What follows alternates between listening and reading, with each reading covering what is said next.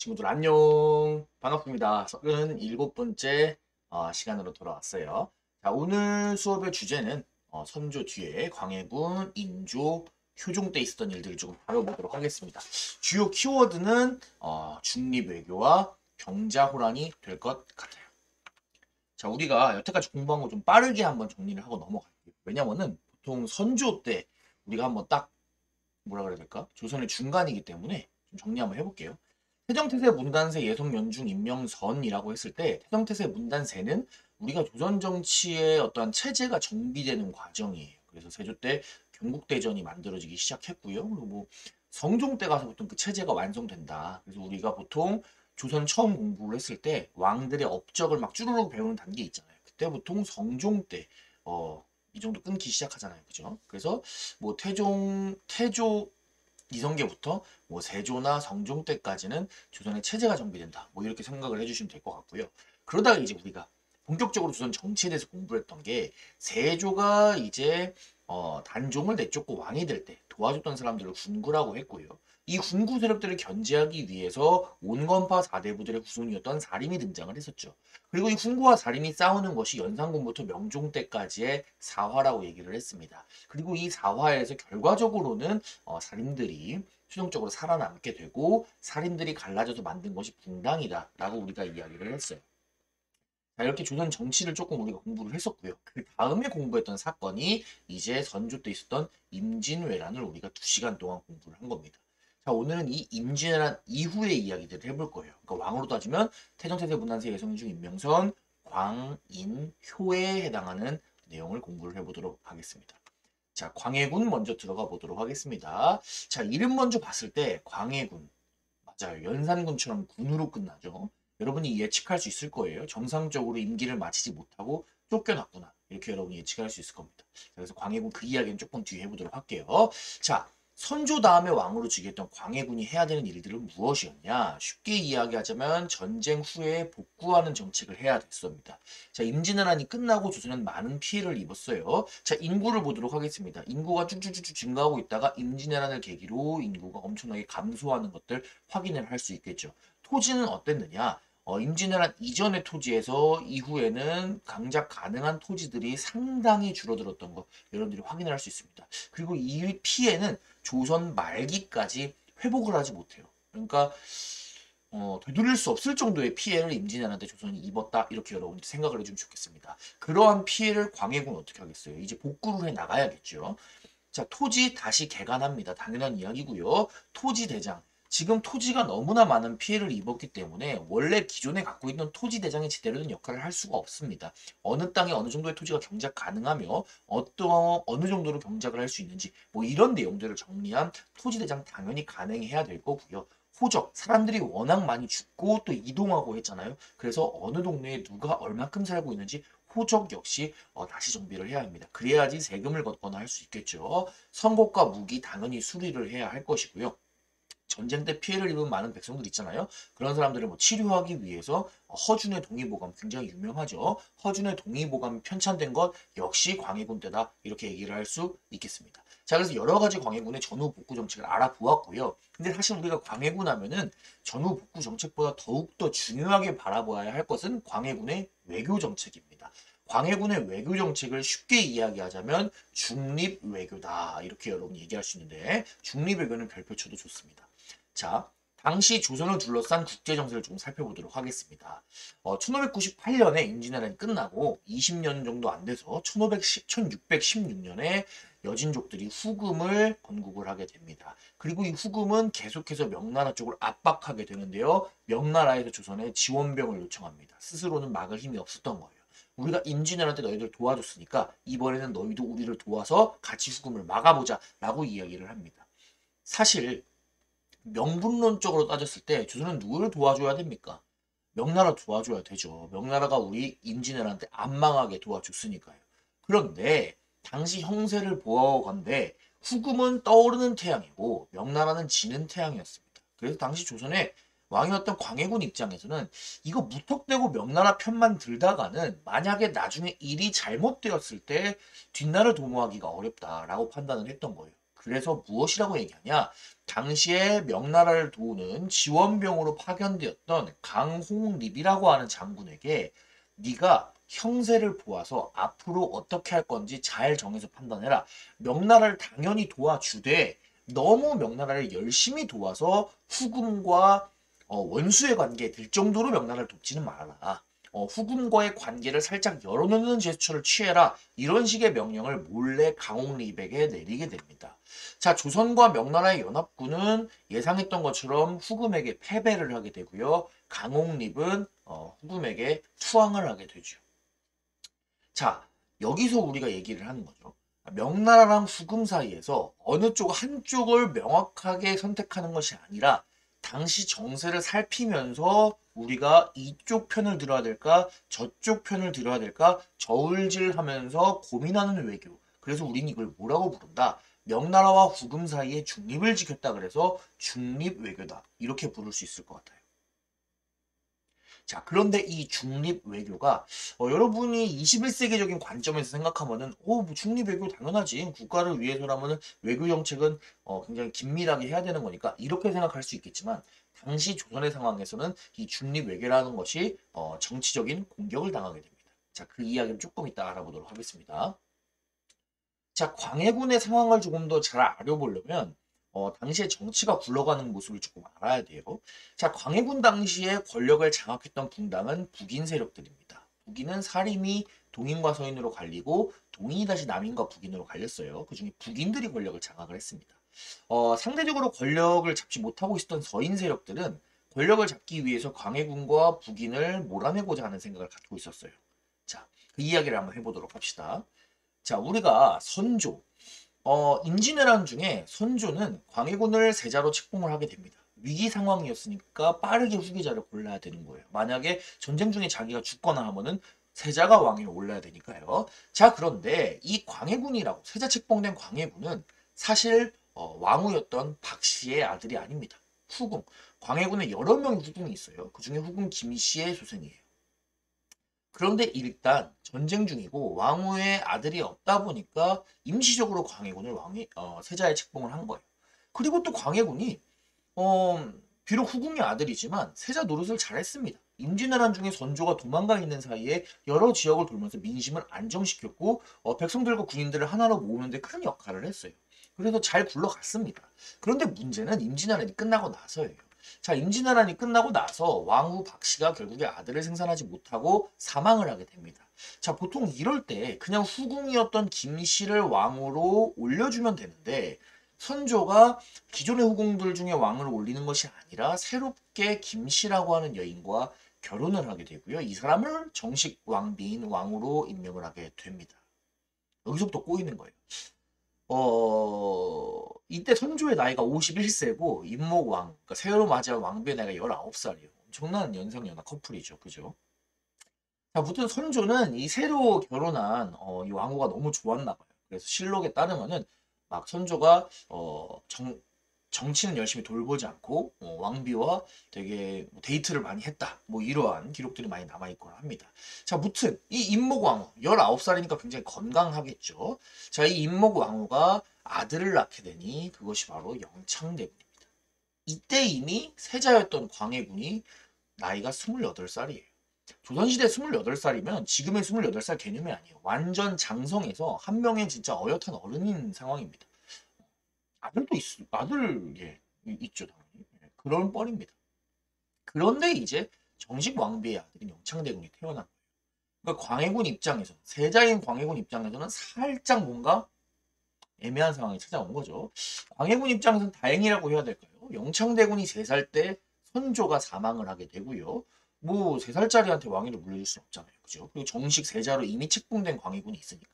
광해군은 그대로 세자에서 왕위에 오르게 됩니다. 자, 그런데 이 광해군, 이 영창대군이 살아있는 한 자기의 왕권에 위협이 된다고 판단을 했던 것 같아요. 결국 정치적으로 영창대군을 죽여버리게 되고요. 귀양본에다가 죽여요. 그리고 자기의 새엄마라고 할 수 있죠. 임목대비. 임목대비는 영창대군 엄마는 쫓아냅니다. 궁궐에서. 폐위시키게 돼요. 왕비에서. 그래서 우리가 이걸 어려운 말로 뭐라 그러냐. 어머니를 폐위시키고 동생을 죽였다. 그래서 흔히 폐모살제다. 이렇게 부르게 됩니다.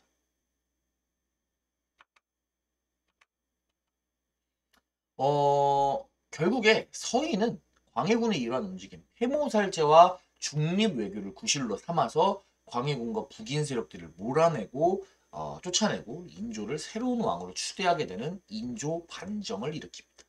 어떻게 유교의 나라인 조선에서 부모를 쫓아내고 동생을 죽여버리고 그 다음에 우리의 부모의 나라라고 하고 있는 할 수 있는 명나라를 배신하면서 오랑캐인 후금 애들이랑 뒤에서 짝짝꿍하고 외교 관계를 맺으려고 하는 그러한 왕이 어떻게 조선의 왕일 수 있냐? 우리는 받아들일 수 없다. 이거는 조선을 뿌리째 흔드는 일이다. 광해군 몰아내자. 라고 해서 결국에 광해군을 쫓아내게 됩니다. 쉽게 얘기하면 반란을 일으킨 거예요. 그리고 인조가 왕위에 오르게 됩니다. 권력은 서인들이 잡았고. 자, 여기까지는 뭐 조선 내부의 상황인데 진짜 문제는 뭐냐면 당시 국제적인 상황이 조선이 이렇게 흔들리는 것을 놔둘 수 있는 상황이 아니었어요.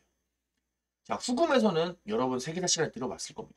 홍타이지가 즉위를 하게 되고요. 명나라와 후금의 대립은 더더욱 격해졌습니다. 자, 명나라랑 후금이 미친듯이 싸우고 있을 때 어떻게 되는지를 긴밀하게 파악을 하고 줄타기를 해야 되는 이 상황에서 조선에서는 인조반정이 일어나게 되고요.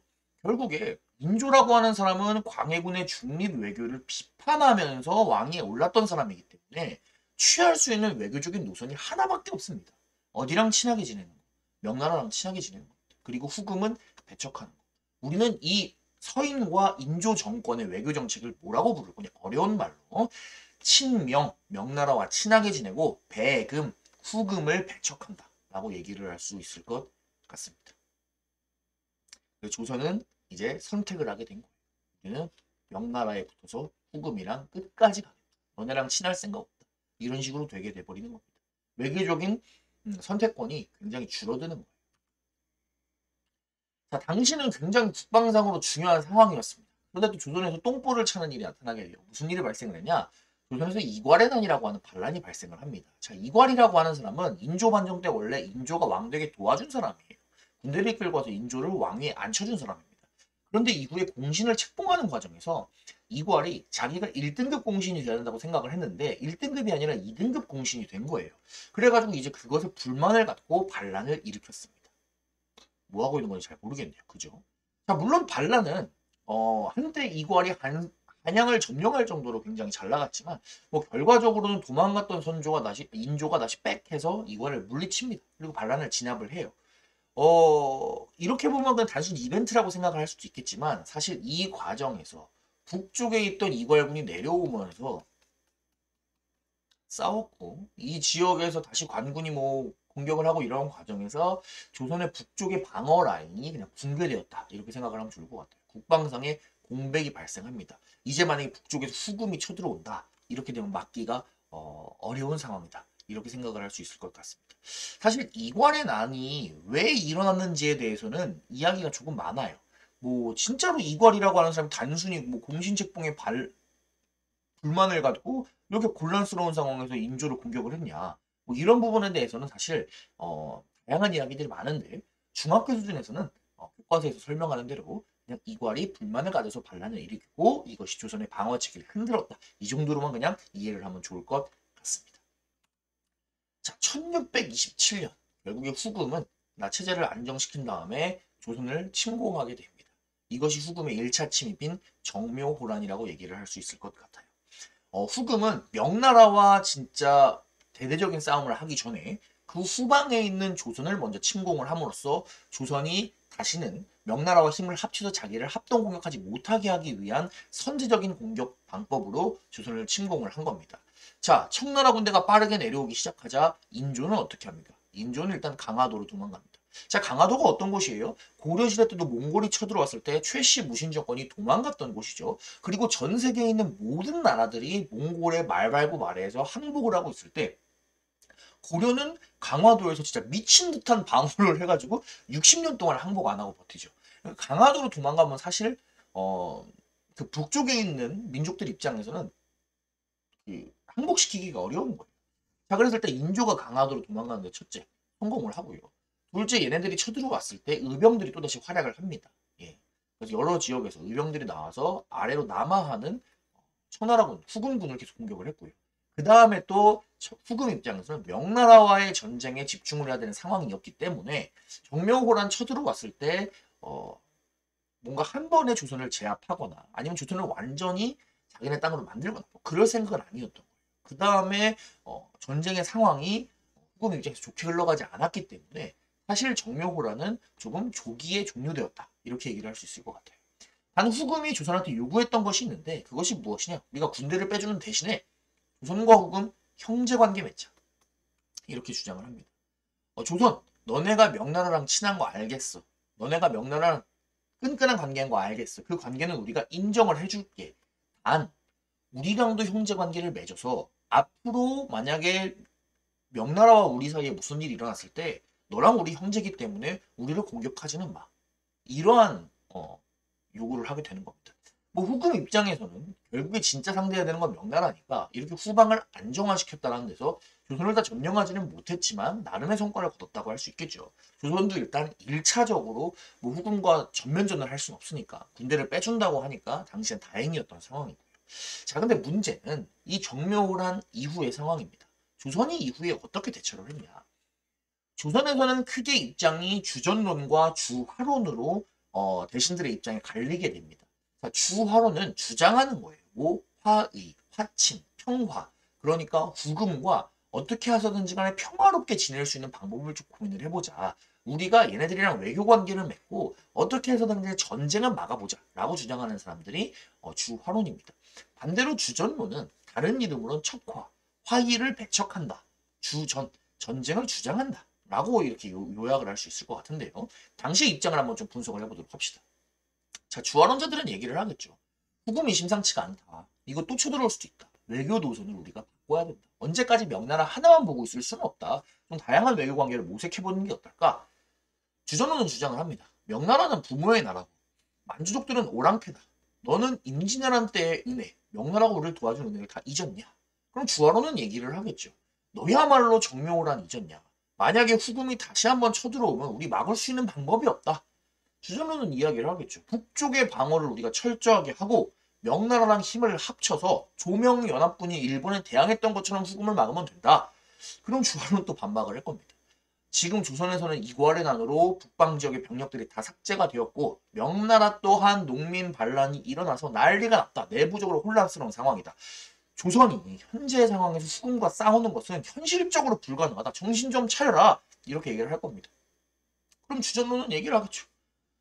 야, 그렇다 그래가지고 성리학자가 너 성리학자 아니냐? 사림 아니야? 우리가 문명을 버리고 어떻게 오랑캐의 신하가 될 수 있겠냐? 오랑캐랑 화친을 하고 오랑캐랑 평화롭게 지내자는 거는 오랑캐 아래로 들어가겠다는 거랑 똑같다. 그 다음에 명나라가 아직 멸망하지 않고 두 눈이 시퍼렇게 뜨고 있다. 명나라가 힘이 약해지긴 했지만 여전히 우리는 명나라의 4대를 하고 있는 나라다. 명나라가 멸망하지 않았는데 우리가 어떻게 먼저 후금이랑 외교 관계를 맺고 후금이 항복을 할 수 있겠냐라고 주장을 합니다. 그래서 둘이 팽팽하게 맞서 싸워요. 우리가 역사적인 결론을 알고 있는 사람들 입장에서는 주전론자들이 좀 바보같이 생길 수도 있을 것 같아요. 뭐 명분이 중요하냐, 뭐 명나라 망한다고 따라 망할 거냐 생각하겠지만 주화론이 맞는 거 아니야 이렇게 생각할 수 있겠지만 또 명나라가 아직 멸망하지 않은 상황에서 어느 쪽 하나 쉽게 선택할 수 없는 입장인 거는 어느 정도 일리가 있는 것 같아요. 근데 어쨌든 빨리 현명한 방법을 선택을 했어야겠죠. 자, 조선이 선택했던 것은 사실 주전론입니다. 그리고 주전론을 선택하는 데까지도 사실은 명확하게 주전론을 선택하지도 않아요. 그래서 명확하게 주전론을 선택하면은 빨리빨리 전쟁 대비를 했어야 되는데 그런 것도 이루어지지 않고 있습니다. 결국에 조선이 망설였어요. 사실 조선이 굉장히 망설이고 있는 사이에 1636년 후금의 홍타이지가 나라 이름을 청으로 바꿉니다. 그리고 스스로 황제의 자리에 올라요. 그리고 조선의 군신 관계를 요구를 합니다. 이제 되돌릴 수 없는 선택을 해야 되는 순간이 찾아온 거예요. 내가 황제다. 더 이상 간 보지 말고 명나라에 붙을 건지 청나라에 붙을 건지 확실하게 정해라. 우리랑 군신 관계 맺어라. 명과 조선의 관계는 끊어라라고 홍타이지가 요구를 하게 됩니다. 자, 사실 시간이 조금 있었어요. 정묘호란 이후에. 주전론, 주화론 중에 뭘 선택하는지 간에 빨리 입장 정리를 하고 좀 전쟁을 대비하든지 아니면 화의를 했어야 되는데 그러지 못했습니다. 결국에 주전론이 조금 우세한 상황이었어요. 그리고 주전론이 우세했기 때문에 홍타이지의 이러한 요구는 거부당하게 되고요. 결국에 1636년에 청군이 조선을 침략하게 됩니다. 두 번째 침입인 병자호란이에요. 자, 홍타이지는 이미 정묘호란을 겪어봤죠. 자, 인조가 만약에 또다시 강화도로 도망가게 된다면 이거 어떻게 될지 모르는 거예요. 그 다음에 명나라가 여전히 살아있었기 때문에 조선과의 전쟁은 굉장히 빨리 끝내야 돼요. 청나라 입장에서도. 그래서 본대에 앞서서 300명의 선봉대, 진짜 엄청 적은 숫자죠. 300명의 선봉대를 먼저 보내는 도박수를 벌이게 됩니다. 자, 이들이 압록강을 건너서 얼어붙어 있는 강들을 건너서 조선으로 쳐들어오게 됩니다. 전투를 하나도 하지 않아요. 이 300명은 미친 듯이 어디로 뜁니까? 한양으로 뜁니다. 그래서 무려 6일 만에 한성에 도착합니다. 대단하죠. 그러니까 이 청군이 압록강을 건널 때 그걸 보고 있던 경비병이 있을 거예요. 그리고 경비병이 전쟁이 시작됨을 알리겠죠. 경비병이 여기서부터 미친 듯이 말을 타고 와서 서울에 알릴 거예요. 청군이 쳐들어옵니다! 라고 소리를 지를 텐데 그 경비병이 청군이 쳐들어온다는 거 알린 지 하루 만에, 그러니까 하루 차이밖에 안 난 거예요. 그러니까 청군이 서울에 도착해버리는 거예요. 진짜 어마어마한 속도죠. 조선 정부에서는 아마 정말 깜짝 놀랐을 겁니다. 전쟁이 시작될 건 알았지만 이러한 식일 건지는 몰랐을 거예요. 아마 뭐 난리가 났겠죠. 자, 왕자랑 왕후들은 일단 강화도로 보내는데 성공을 했습니다. 그리고 인조는 나도 곧 따라갈게 라고 했지만 인조가 출발하려고 하는 사이에 청군이 빨리 내려와가지고 강화도로 가는 길을 막아버립니다. 차단시켜버리는 거예요. 뭐 엄청나게 빠른 속도로 왔으니까 이 군대가 정확히 뭐 몇 명인지 어느 정도의 힘을 갖고 있는 건지 본대가 어디에 있는지 이런 것들을 당시 인조가 빠르게 파악할 수 없는 상황이었을 거예요. 결국에 300명밖에 안 되는 군대긴 하지만 인조는 어쨌든지 간에 강화도로 가는 길이 막혔기 때문에 어떻게 한다? 이제는 근처에 있는 남한산성으로 들어가기로 결정을 하게 됩니다. 그리고 인조가 남한산성을 피신한 사이에 청의 본대가 야금야금 내려와가지고 결국에는 남한산성을 포위하게 되는 거죠. 자, 강화도는 굉장히 큰 섬입니다. 강화도 안에서도 식량 생산이 가능하고요. 여기서도 얼마든지 농성이 가능을 합니다. 하지만 남한산성은 조금 다르죠. 작은 성이고요. 이 성을 포위하면은 주변에 있는 우리나라 군대와도 소통이 안 되고, 그 다음에 적이 언제든지 둘러싸고 버티기만 하면은 식량도 금방 갈 수밖에 없는 상황이었습니다. 사실 남한산성에 포위된 다음에라도 어떻게 빨리 의견을 조율했으면 모르겠어요. 그런데 남한산성이 포위된 상태에서도 조선에서 의견이 조율되지 않았습니다. 지금이라도 항복해야 된다라는 의견. 아우랑키하게 항복하면 안 된다. 조금만 버티면 어떻게 명나라에서 도와주거나 아니면은 우리나라에 있는 군대들이 와가지고 청나라의 포위망을 풀 수 있을 것이다. 뭐 이런 조금 희망적인 상황을 그렸던 사람들도 있었어요. 하지만 어떻게 반격하건지에 대한 마땅한 생각은 없었고요. 또 만약에 항복한다면 어떻게 무슨 조건으로 항복할지 등등에 대해서 결단을 전혀 내리지 못했습니다. 이때 왕이 사실 중심을 잡고 가야 돼요. 그런데 이 인조 상당히 우유부단했습니다. 어떻게 해야 될지 잘 몰랐어요. 항복해야 되나 싶었다가도 항복하면 자기가 직접 항복하라고 요구를 하거든요. 성 밖으로 직접 왕이 나와가지고 항복하라고 요구를 하니까 또 그건 조금 아닌 것 같다는 생각을 막 해요. 사실 두렵잖아요. 그러니까 항복 안 할래 했다가 또 항복해야 될 것 같아. 막 이러면서 이 남한산성에 갇혀있는 약 40여일간 인조가 굉장히 우유부단한 모습을 보여줍니다. 뭐 결국에는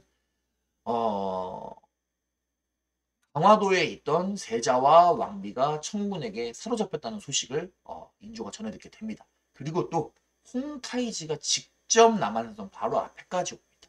그래서 인조가 그 전에는 그냥 뭐 주전론을 주장했던 신하들 몇 명 보내는 선에서 어떻게 항복할 수 있지 않을까라고 하는 생각을 했었는데 홍타이지가 직접 남한산성 앞에까지 왔다. 이건 어마어마한 거예요. 청나라의 황제가 직접 온 거니까. 그 임진왜란 때도 도요토미 히데요시는 조선에 온 적이 없습니다. 일본에만 있었어요. 그런데 이번에는 홍타이지가 직접 남한산성 앞에까지 온 거예요. 그리고 너 인조 조선 왕 네가 직접 내 앞에 와서 항복해 라고 요구를 하고 있는 겁니다. 인조도 알았겠죠. 이게 그냥 넘어갈 수 없는 문제구나. 그래서 결국에 남한산성에 나와서 직접 항복을 합니다. 왕의 옷을 벗고 그냥 양반의 옷을 입고 나와서 신하들과 함께 청나라 황제 앞에 무릎을 꿇게 됩니다. 이 높은 단 위에 홍타이지가 앉아 있고요. 이게 인조입니다. 인조는 홍타이지에게 복종의 의미로 3번 절하고 9번 머리를 숙이는 이른바 삼괴구 고두리예요.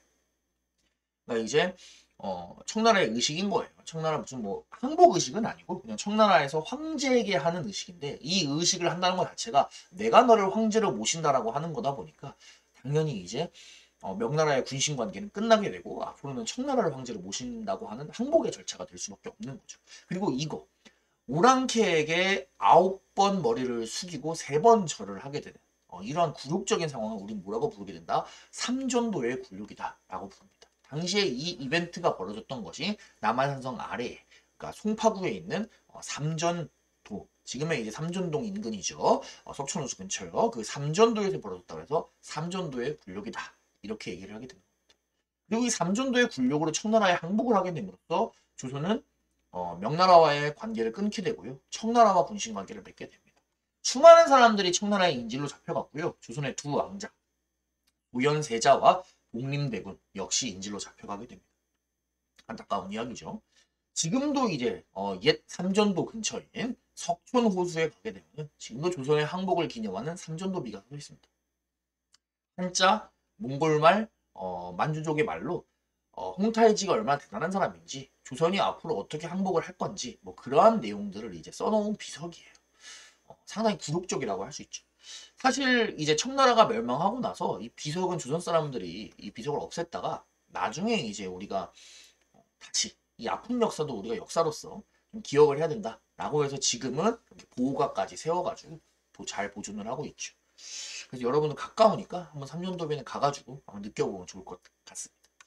그리고 또 추천해보고 싶은 것들이 있는데 선생님이 영화가 있어요. 이 시기에 영화 남한산성이 이 남한성에 갇힌 인조의 모습과 그 다음에 이제 주화론 그 다음에 싸워야 한다는 척화 혹은 주전론의 대립을 정말 잘 그려낸 진짜 웰메이드 역사 영화가 남한산성이 있어요. 근데 중학생들이 보기에는 살짝 지루할 수도 있는데 그래도 뭐 대사나 이런 것들을 통해서 볼 때 진짜 당시 상황을 정말 잘 그려냈다 이런 평가를 할 수 있는 영화가 남한산성이고요. 그 다음에 올빼미라고 하는 영화도 있는데 이거는 사실 남한산성보다는 조금 아니 많이 역사적 상상력에 가미된 그런 드라마적인 영화예요. 근데 이 영화에서는 뭘 보면 좋냐?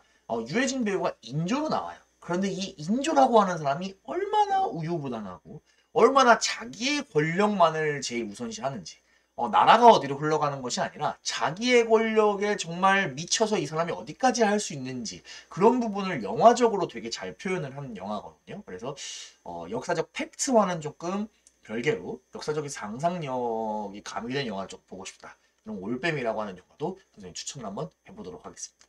자, 그래서 광해군이랑 인조의 내용을 좀 살펴보았어요. 그래서 광해군 때 전쟁을 복구했지만 해모살제와 중립 외교 때문에 인조 반정이 벌어지게 됐고요. 인조 반정 이후에 인조는 친명배금의 외교 정책을 펼쳤기 때문에 정묘호란과 병자호란이 발생할 수밖에 없었죠. 병자호란의 결과 삼전도의 굴욕이 일어났고요. 자, 인조 뒤에 왕위에 오른 효종은 누구냐? 병자호란 때 청나라에 끌려갔던 복림대군입니다.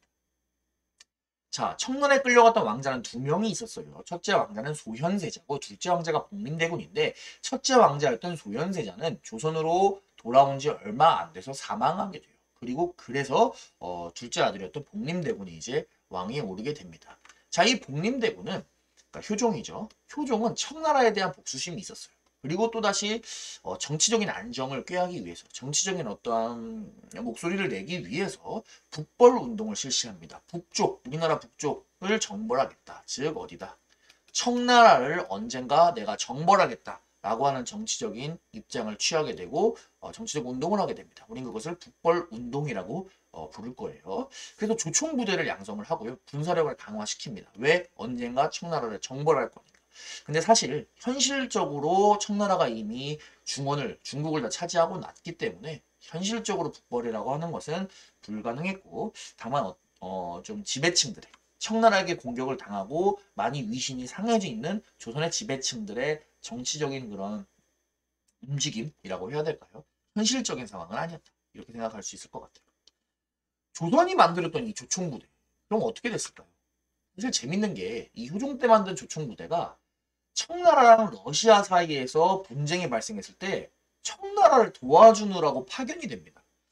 청나라를 도와서 러시아랑 싸울 때 이제 파견이 되었어요. 그래서 러시아 측 기록을 보면은 막 머리가 큰 놈들이 잘 싸운다. 막 이런 기록이 있는데 그 머리가 큰 놈들이 조선군이에요. 보면 이렇게 모자를 큰 걸 쓰고 있죠. 그래서 러시아 애들이 멀리서 보니까 이 모자가 머리인 줄 알고 머리 큰 놈들이 나타나는데 잘 싸우더라. 막 이런 기록이 있어요. 그래서 이제 어찌됐든지 간에 청나라를 공격하려고 만든 부대였는데 러시아랑 싸울 때 활약을 하게 되고요. 그래서 우리가 두 번 정도 이제 러시아와 싸우게 되는데 이거를 이제 어려운 말로는 뭐 나선 정벌이다 이렇게 얘기를 하는데 이것도 들어만 두면 좋을 것 같아요. 무튼 굉장히 역사의 아이러니다.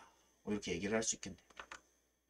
자, 오늘 배운 내용을 싹 정리를 해보겠습니다. 광해군 때 전쟁을 복구했죠. 하지만 폐모살제와 중립 외교 때문에 인조 반정이 일어나게 되고요. 인조의 외교 노선은 친명 배금으로 단순화될 수밖에 없었습니다. 결국에 정묘호란과 병자호란이 발생하게 되고요. 병자호란 때 굴욕적으로 끌려가게 된 왕자 중에 한 명이 효종입니다. 효종은 복수 플러스 정치적인 이벤트로서 북벌 운동을 실시하게 되지만 현실적인 움직임은 아니었다. 이렇게 정리할 수 있겠습니다. 자, 그래서 오늘 37강 광해군과 인조 효종의 내용은 다음과 같습니다. 여러분 잘 정리를 해두시고요. 그럼 다음 시간에 조선 후기의 정치가 어떻게 흘러가는지 또 알아보도록 하겠습니다. 수고 많았습니다. 안녕!